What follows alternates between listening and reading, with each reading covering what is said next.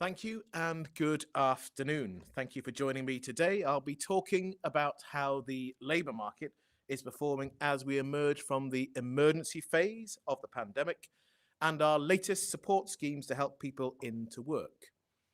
Overall, the labour market is performing strongly and the number of people in paid employment has recovered to pre-pandemic levels. This slide shows the unemployment rate in Wales and the UK, with Wales being the darker of the lines. You can see that in the 3 months to April of this year, the unemployment rate in Wales remains lower than that of the UK. It is currently at 3.5%. The Welsh unemployment rate has been consistently below that of the UK, which shows the strength of the recovery in the labour market here in Wales. Now, there are a number of reasons why both the employment and unemployment rates have recovered so well. Our fantastic vaccination programme and the financial support available from both the UK and Welsh governments during the pandemic helped to give businesses the confidence to retain employees during some of the most extraordinary times that we have experienced in living memory. However, beyond the headline figures, we know that our labour market is facing volatility and new challenges provoked by COVID, the cost of living crisis, Russia's war on Ukraine, and increased trade bureaucracy and friction. The latest labour market figures also show economic inactivity has grown in recent months in Wales. Almost a quarter of the working age adult population, 23.3%, were classed as economically inactive in Wales. The most common reason was long-term sickness, which may include long COVID. As a government, we have made a commitment that no one will be held back or left behind in a recovery that is built by all of us. That commitment led us to create the Young Person's Guarantee, with the offer of work, education, training, or business startup help for all under 25s. This is the route to a stronger and fairer Welsh economy where everyone is supported to fulfil their potential. We're taking wide-ranging action tailored to the needs of people facing barriers to work. The help we're providing is designed to reduce the number of unemployed adults and to tackle economic inactivity, helping everyone, including all those who feel a long way from the labour market. Earlier this month, I launched a new programme which will provide practical and bespoke employment support as unique as the person looking for work. The React Plus programme will offer up to £1,500 for training, £4,500 to help with childcare costs, and £300 for travel costs. We will also provide employers with wage and training support during the first year for newly employed staff. We'll invest £13 million a year in React Plus, giving those that need it most a clear pathway into work through the Working Wales Employability Service. To be eligible for React Plus, people must be under a formal notice of redundancy or have been made redundant or unemployed within the last 12 months, or be aged 18 to 24 and not in education, employment or training, or to be ex-offenders or offenders serving their sentence in the community. By focusing on people who are underrepresented in the labour market and those who face disadvantage and inequality in accessing work, we will help to create a more equal Wales. We're also investing £8 million to continue employment services, helping people recovering from physical, mental ill health and substance misuse into work, and crucially, to remain in work. The out of work service and the in-work support service help people to rebuild their lives, and I'm pleased to confirm that this support will be extended until 2025. We want a Wales where more talent is unlocked and where young people are supported to turn their business ideas into reality. So today I've launched our new Young Person Startup Grant. We're investing £5 million to support 1,200 young people to start their own business. Up to £2,000 will be available for young people who are unemployed or who have left education or training to become self-employed. This help is backed by one-to-one business advisory support, mentoring and financial management, allowing young entrepreneurs to take those exciting first steps. Wales is a great place to start a business, and I'm looking forward to seeing the dynamic new ventures that our support will help to create. If you're under 25 and already considering starting a business, you can visit Big Ideas Wales to find out how to make the most of the support available. Sadly, the UK government has broken its promise to replace in full the funding Wales would have received from the EU. We'll be more than £1 billion worse off as a result, and that has serious implications for our budget.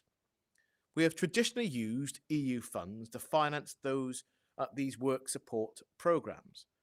They're essential to the long-term health of our economy, and we know that by backing young people today, we're helping to boost their future earnings and career choices, and that's a key part of our mission to make fair work a reality for more people. As businesses struggle with shortages, we're prioritising programmes which help to ensure more people can find and keep a job with support that matches their circumstances. Taking action to prevent youth unemployment and tackle economic inactivity means more talent for businesses to hire as they rebuild for the long term. The impact of the pandemic on the labour market has not been as severe as we feared, with a strong rebound in hiring.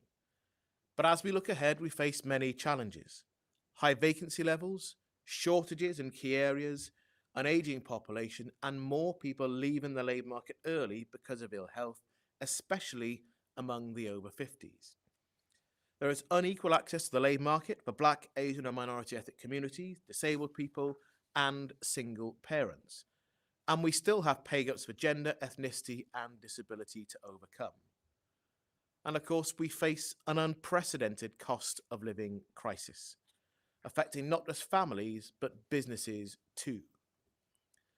The programmes that I've outlined are, of course, only part of our wider support for a fair work economy that helps to tackle those barriers. Just last week, I launched our retail strategy, developed in partnership with trade unions and businesses. And earlier this year, I confirmed £13 million for the Wales Union Learning Fund, a hugely successful partnership that has offered so many working people a second chance at learning and improved their ability to earn. Alongside local authorities, Business Wales played a central role helping businesses at the peak of the pandemic. The service also exists to help inspire entrepreneurs and ensure smaller businesses in particular can access the information and support that they need. Broken promises on post-EU funds recklessly put this work at risk. I have chosen to prioritise this service, providing more than £40 million to extend the backbone of Business Wales up to 2025. That's 2 years beyond the end of our EU funding support.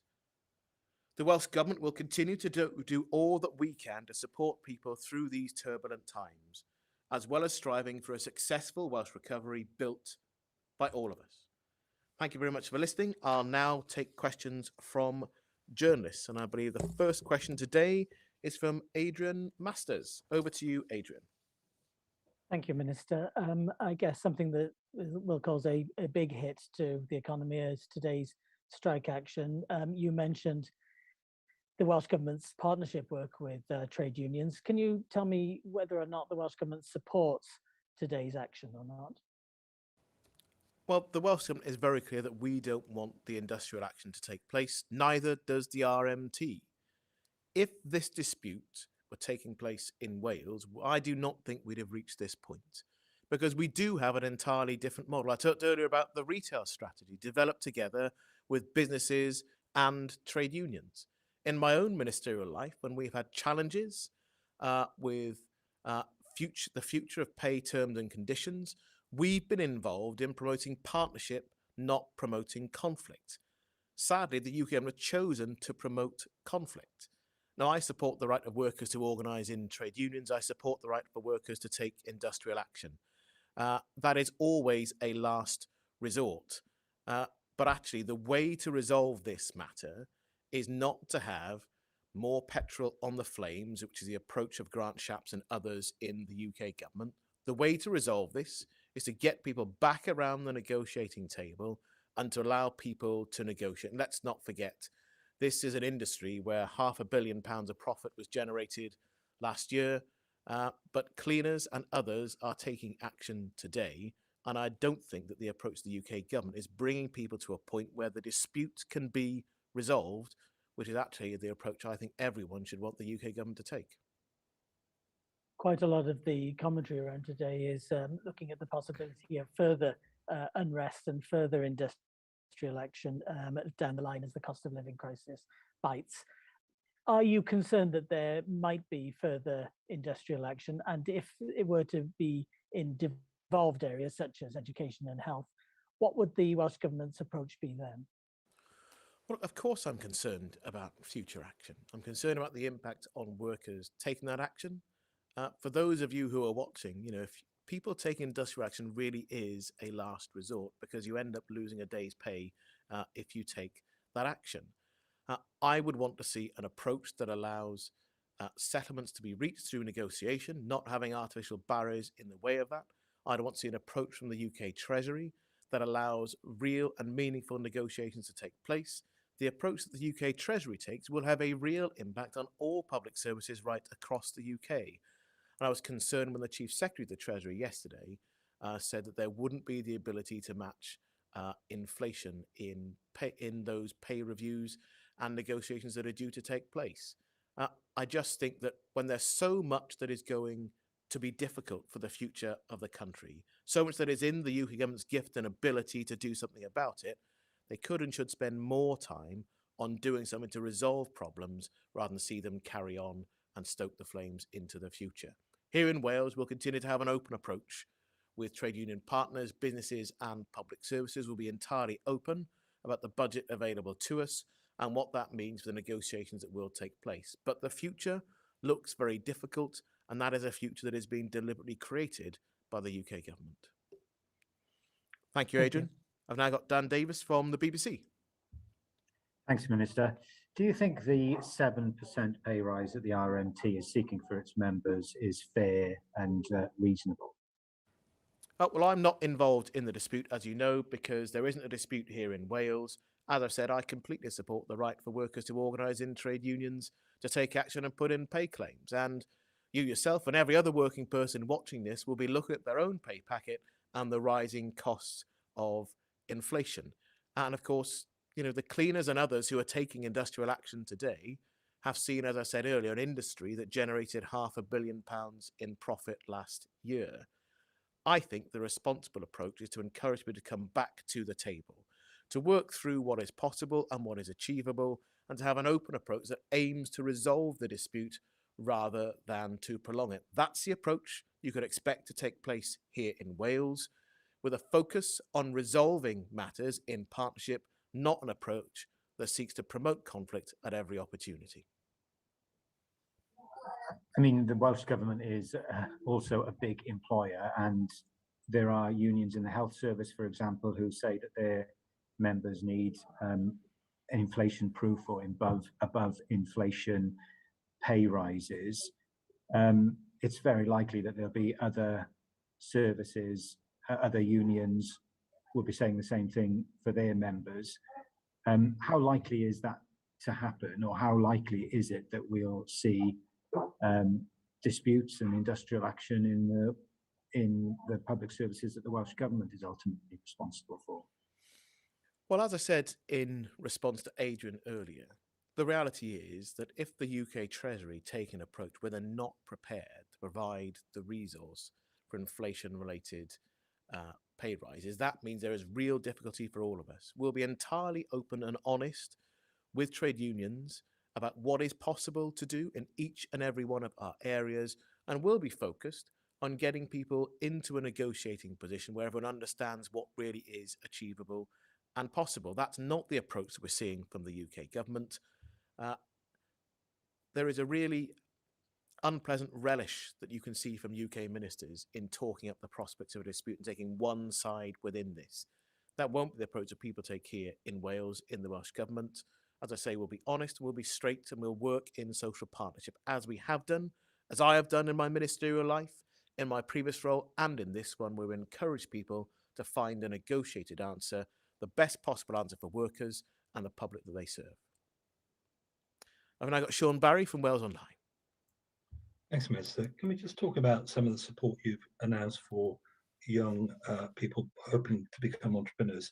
Do you think a logical step would be the funding side of the ledger and the potential maybe for the Development Bank of Wales, which you wholly own, to create a dedicated entrepreneurship fund for young people under 25, whether that's debt or equity? And you mentioned some of the economic data, concerns around economic inactivity. I mean, what are your thoughts on the great resignation? Those skilled people in the Welsh workforce who are invaluable, who just left the workforce, and there are no immediate signs of their return. How do you encourage those people to come back into the Welsh workforce, which will be a key factor in improving productivity? Okay, so there are two things. The first is we're always interested in what the Development Bank can do to support Welsh Government priorities and helping to build a fairer and greener economy. I'm interested in your idea, but actually the outline of your idea isn't one of the things I can comment on in detail today about whether that's the right thing to do. We have regular conversations with the Development Bank for Wales. What we're doing today is looking at direct support that we can provide, and support not just in the financial terms, but of course the business support and advice to both generate an idea, to see it start, and then the ongoing support through that crucial first year. On your second point, about the loss of skilled workers, it's an obvious concern. And it's one of the things about the position we find ourselves in is that we have more vacancies than available labour at present. And that's why I mentioned economic inactivity. People have left the workforce. And I am particularly concerned about the fact that those will be often skilled and experienced workers who have left. So part of what we're looking to do is to see how we can help to support people to return to the workplace, even if it's on reduced hours or different hours, because the loss of those skills and experience is important, not just for the overall economy, but actually for younger workers who could look to learn from those more experienced operatives. And there is just a general problem and a challenge in getting enough skilled labour. It's also part of the reason why the loss of £1 billion of funding from Europe really does matter. The fact that it hasn't been replaced will directly affect our ability to provide the sort of skill support we would otherwise want to have. And I was meeting earlier today with the Visitor Economy Forum, and they were very clear. They need more people available for work, and they want to be able to invest in the skills of those people to make sure they've got a healthy and thriving sector for the future.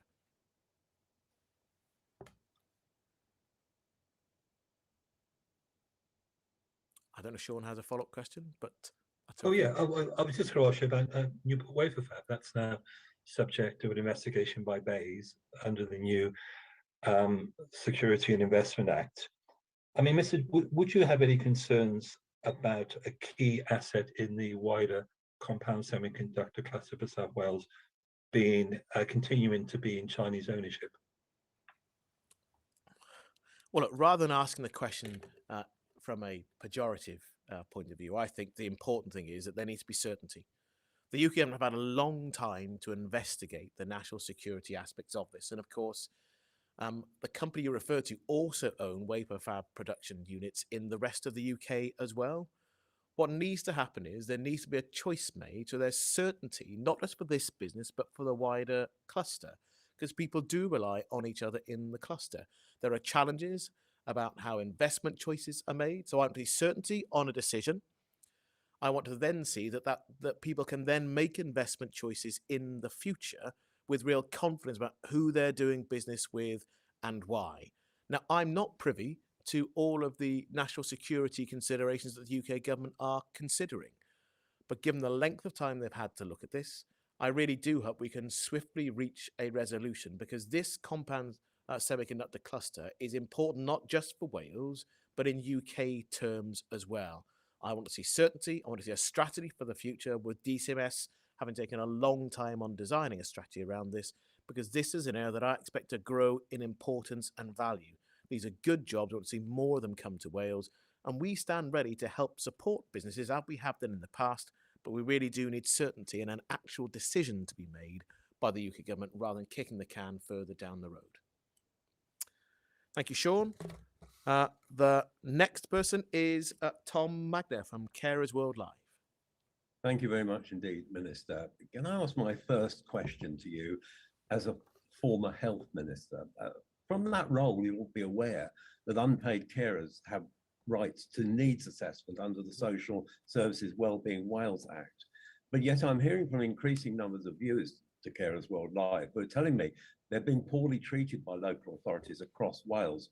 What intervention do you believe the Welsh Government should make to ensure that unpaid carers have the highest priority for prompt, accurate and compassionate needs assessment from local authorities? Well, the starting point is that local authorities need to meet their statutory obligations.